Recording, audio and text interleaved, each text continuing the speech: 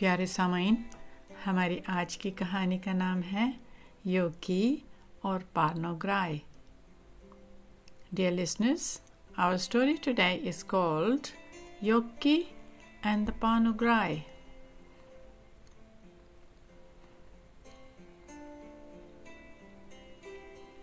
ایک دفعہ کا ذکر ہے کہ ایک تھا خانہ بدوش لڑکا جس کا نام تھا یوکی. وہ اپنے بڑے سارے خاندان کے ساتھ کینوس کے بنے ہوئے خیموں میں رہتا تھا. یوکی کے دادا ایلائجا کو ہر چیز سے زیادہ گھوڑوں کی خرید و فروخت سے بہت لگاؤ تھا. اس کی دادی پھوری دائی خرید و فروخت میں ماہر تھی اور اپنی دانائی کی وجہ سے عزت کی نگاہ سے دیکھی جاتی تھی. بہار کے اوائل میں کوئی کام میسر نہیں تھا. تب سارا خاندان بیچنے کے لیے چیزیں بناتا رہا. یوکی کی بہن سیرفینا نے کاغذ کے بہت ہی خوبصورت پھول بنائے اور یوکی لکڑی کے بہترین چمچ تراشتا رہا. جب بہار کا موسم گرمیوں میں تبدیل ہو جاتا تو یوکی کے والد کہا کرتے، وقت آ گیا کہ ہم یہاں سے نکل جائیں. چیویز، چلو سامان باندھتے ہیں. ماں مسکرا دیتی. ایک نئے جذبے کے ساتھ ایک مرتبہ اور جگہ بدلنے کے لیے اور پرانے تجارتی راستوں پر چلنے کے لیے. وہ جہاں کہیں بھی رکتے، یوکی کے والد برتنوں کی مرمت کرتے رہے اور اوزار اور چھریاں تیز کرتے رہے. There was once a traveler boy called Yoki. He lived with his large family in canvas tents. Yoki's grandfather Elijah loved buying and selling horses more than anything else. His grandma, the Puri Dai, was skilled at selling and respected for her wisdom. There was no work to be had in early spring, so the whole family made things to sell. Yoki's sister Serafina made the most beautiful paper flowers, and Yoki carved fine wooden spoons. Time for us to move on, Yoki's dad would say, when spring turned into summer.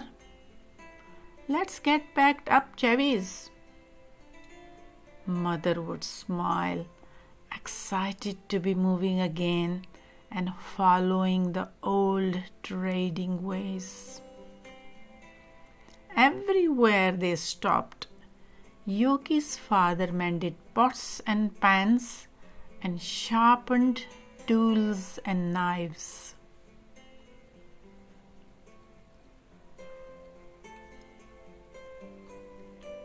یوکی کو اپنے بنائے ہوئے چمچ بیچ کر بہت مزہ آیا.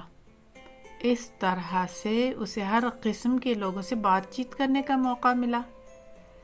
خانہ بدوش لوگوں اور مقامی لوگوں دونوں ہی سے، اور ان کی کہانیاں سننے کا بھی. موسم گرما کے اواخر اور خزاں میں خاندان کے لوگ مقامی کسانوں کے لیے کام کر کے پھل اور سبزیاں کھیتوں سے نکالتے رہے. یوں وہ موسم سرما کے لیے پیسے جمع کرتے رہے، جبکہ کام ملنے کی قلت ہو جاتی ہے. خاندان کے لوگ رات کو الاؤ کے گرد جمع ہو کر ایک دوسرے کو کہانیاں سناتے. سب ہی اس بات پر متفق تھے کہ یوکی بہترین قصے سناتا تھا. وہ لوگوں سے سنی ہوئی کہانیوں کو دوبارہ سے سناتا اور ساتھ ہی ساتھ اپنی طرف سے ان میں کئی طرح کے اضافے کرتا جاتا۔ ہر سال وہ سب گھوڑوں کے میلے اور دوسرے جشنوں کا انتظار کرتے رہتے۔ یوں سرافینہ اپنے پھولوں کے بدلے زیور لے لیتی تھی۔ دادا ایلائجا گھوڑوں کی قیمت کو یہاں وہاں سے زیادہ یا کم کر کے ایک اچھی قیمت وصول کر لیتے تھے۔ Yoki loved to sell the spoons he had made. It gave him the chance to talk to all sorts of people, traveling folky and settled folk, and to listen to their stories. In the late summer and fall, the family picked fruit and vegetables for local farmers, saving money for the winter when work was scarce. The family would gather around the fire every night to tell stories. Everyone agreed that Yoki told the best tales. He would retell the stories that he had heard from other people, mixing them up and adding bits of his own. Every year they all looked forward to the horse fairs and other festivals. Serafina would swap her flowers for jewelry. Grandfather Elijah would buy and sell horses, chopping them for a good price. بہترین بات تو یہ تھی کہ ہر رات پوری دائی سارے خاندان کو ناچنے میں رہنمائی کرتی تھی۔ ایک سال بڑا ہی بھیگا ہوا موسم گرما تھا اور فصل خراب تھی۔ کئی فصلیں زمین ہی میں گل سڑ گئی تھیں، یہاں تک کہ کسان ٹام کے پاس ان لوگوں کے لیے کوئی کام نہ تھا۔ مجھے افسوس ہے کہ جب سے ہم نے یہ نئی مشینیں خریدی ہیں، مجھے اب زیادہ لوگوں کی مدد کی ضرورت نہیں ہے۔ شاید اگلے سال اگر آپ گاڑی چلانا سیکھ لیں تب، کسان ٹام نے کہا۔ ہمیں ان پیسوں کی ضرورت تھی، باپ نے کہا۔ ہم ان پیسوں کے بغیر سردیوں کے موسم میں کیسے گزارا کر پائیں گے؟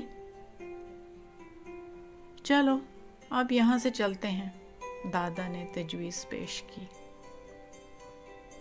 اگلے گاؤں میں کوئی نہ کوئی کام دھندا مل ہی جائے گا۔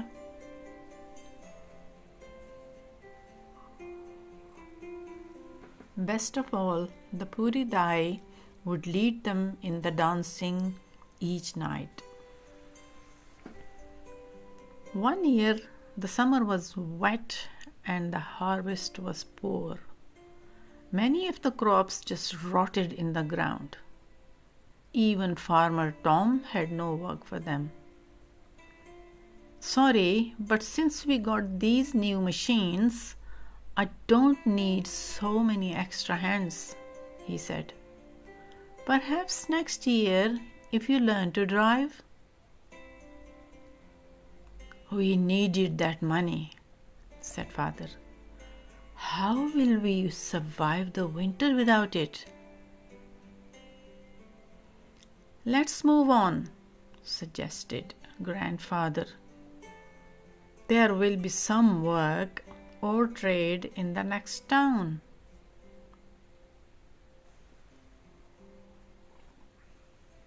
لیکن حسب دستور جب وہ اپنے کیمپ کی جگہ پہنچے تو پتہ چلا کہ اس کے ارد گرد تو احاطہ لگ چکا تھا۔ والد نے دادا اور دادی کی طرف یاسیت سے دیکھا۔ ہم یہاں نہیں رک سکتے، پوری دائی نے اس بات میں سر ہلایا۔ ہمیں چلتا ہی رہنا پڑے گا۔ کچھ زیادہ تو نہیں، لیکن میں ایک پرانی جگہ جانتی ہوں جہاں ہم ٹھہر سکیں گے۔ رات گئے خاندان نے چھوٹے سے بنجر زمین کے ایک ٹکڑے پر پڑاؤ ڈال دیا. انہوں نے زوردار آگ روشن کی اور یوکی نے فیصلہ کیا کہ وہ سب کا دل خوش کرنے کے لیے اپنے خوابوں میں سے ایک کہانی سنائے گا. اس نے پارنوگرائے کے بارے میں سنایا کہ وہ پروں والا ایک طاقتور سفید گھوڑا ہوگا جو کہ اس پڑاؤ پر آ کر اسے اڑا کر دور لے جائے گا. But when they reached their usual camping ground, they found it had been fenced off. Father looked grimly at grandfather and grandmother. We can't stop here. The Puri Dai nodded. We'll have to go on. It's not much, but I know a place of old where we can stop. The family finally set up camp late that night on a tiny patch of wasteland. They built a blazing fire and Yoki decided to tell a story from his dreams to cheer everyone up. He told of a Parno Gry, a powerful white horse with wings who would fly into camp and take him away.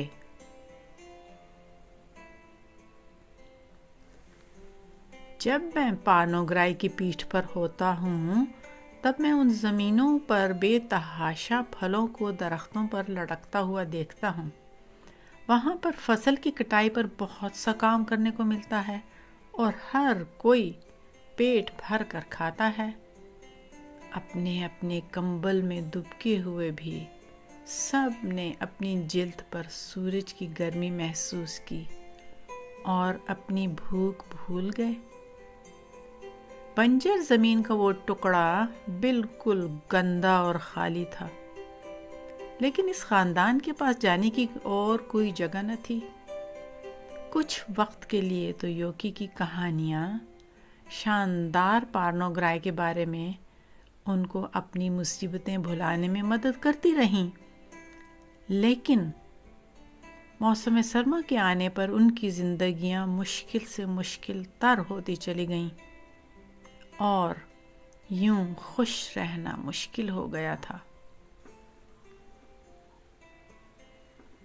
When I am on the Parno Gry, I can see lands where fruit hangs heavy on the trees. There is plenty of work harvesting and everyone can eat their fill. Huddled in their blankets, everyone felt the warmth of the sun on their skin and forgot their hunger.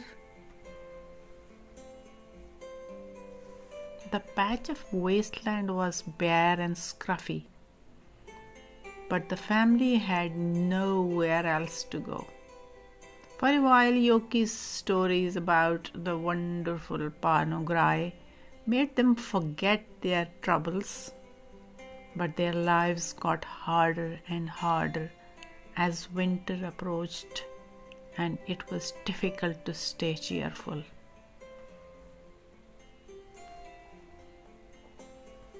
اگلا دن ایک اور تباہی لے کر آیا.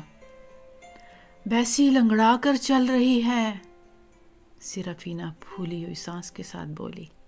وہ لنگڑی ہو گئی ہے. یہ ایک بری خبر تھی. بیسی ان کی بہترین گھوڑی تھی. میں اس کو کسان ٹام کے پاس لے کر جاؤں گا، باپ نے کہا. وہ صرف اس کا کھانا ہی لے کر اس کی خبرگیری کرے گا. وہ ایک اچھا آدمی ہے. روز مرہ کی خرید و فروخت کی وجہ سے نئی مایوسیاں چھا گئی تھیں. بمشکل ہی کوئی ان کی دستکاری خریدنا چاہتا تھا. آنٹی مارکیٹ میں مرغیوں کے لیے اچھی قیمت وصول کرنے کے لیے جدوجہد کر رہی تھیں.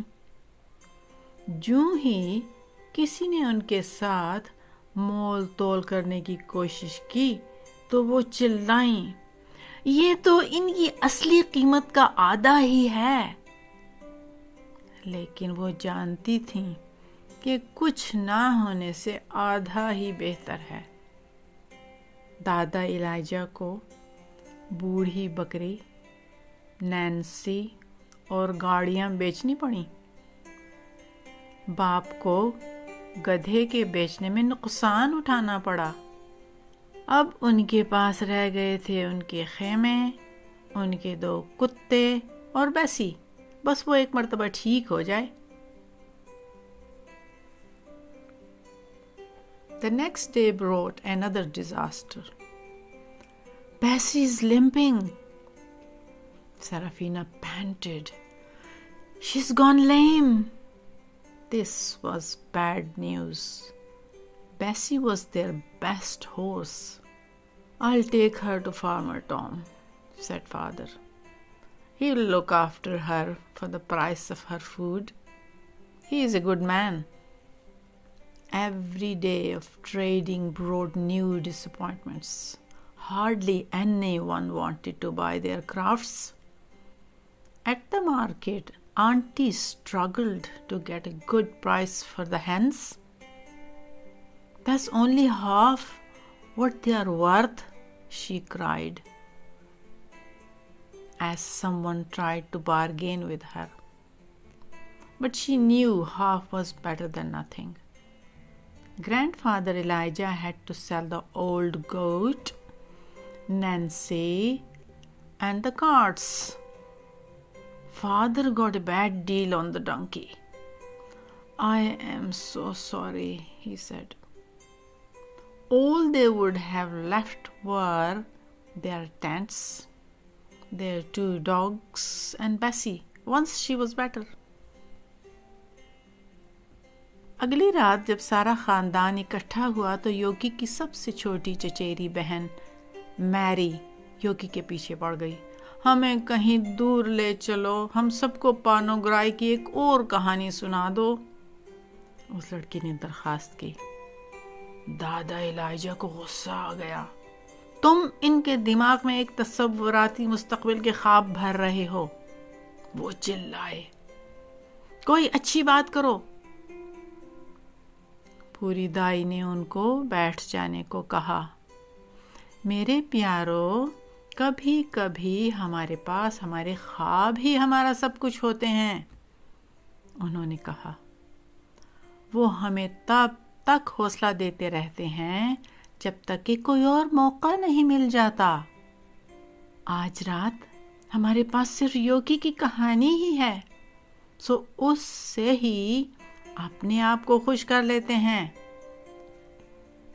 The next night, as the family huddled together, Yoki's youngest cousin Mary pulled at his sleeve. Take us far away. Tell us another story about the Parno Gry, she pleaded. Grandfather Elijah grew angry. You are filling their heads with dreams of a made-up future, he shouted. Tell it, Jeb. The Puri Dai told him to sit down. Sometimes, dear ones, all we have are our dreams, she said. They keep us going until the next opportunity appears. Tonight, all we have is Yoki's story. Let's enjoy it. میرے خواب میں پارنوگرائے آیا اور ہم سب اس کی پیٹھ پر سوار ہو گئے. وہ بادلوں سے بھی اونچا اڑتا ہی رہا اور ایک بہترین ملک میں پہنچ گیا. جب ہم ذرا نیچی اڑان بھر رہے تھے تو میں نے ایک پرہجوم بازار دیکھا.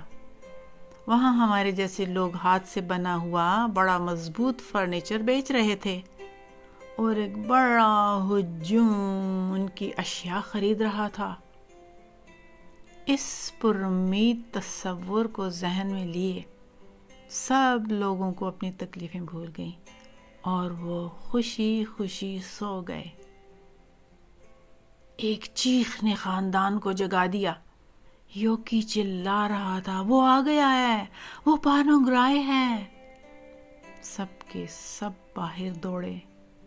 ان کے سامنے ایک بہت بڑا سا سفید گھوڑا کھڑا تھا جس کے نتھروں سے بھاپ نکل رہی تھی، بالکل ویسا ہی جیسا کہ یوکی نے خواب میں دیکھا تھا۔ پارنوگرائے زمین پر پھیل کر بیٹھ گیا۔ خاندان نے اپنی باقی ماندہ چیزیں تیزی سے اکٹھی کیں، ان کو باندھا اور سب کے سب اپنے کتوں سمیت پارنوگرائے کی مضبوط پیٹھ پر چڑھ گئے۔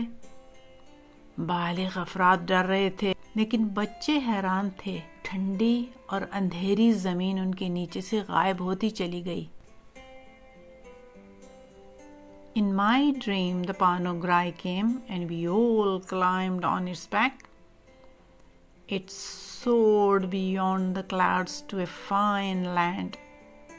As we flew low, we saw a bustling market with folky like us selling strong handmade furniture and a great crowd of people buying their goods. With this hopeful image in their minds, everyone forgot their troubles and fell into a happy sleep. A cry woke the family. Yoki was shouting, "It's come! It's the Parnograi!" Everyone ran outside. In front of them stood a huge white horse with steam coming out of its nostrils. Just as Yoki had dreamed, the Parnograi flattened itself to the ground. The family hastily packed their tents and the few belongings they had left. All of them, along with their dogs, climbed onto the Parnograi's powerful back. Running faster and faster, the Parnograi soared up into the night sky. The adults were afraid, but the children looked down in wonder as the cold, dark land disappeared below them. تیز ہی تیز رفتار کے ساتھ پارنوگرائے رات کے اندھیرے میں آسمان پر چڑھتا ہی چلا گیا۔ کچھ دیر کے بعد پارنوگرائے پھر زمین پر اتر آیا۔ ہوا میں خنکی تھی لیکن درختوں اور چٹانوں نے ایک آڑ مہیا کر دی تھی اور ایک ندی نہایت دھیمے انداز میں راستہ بنا کر گزر رہی تھی۔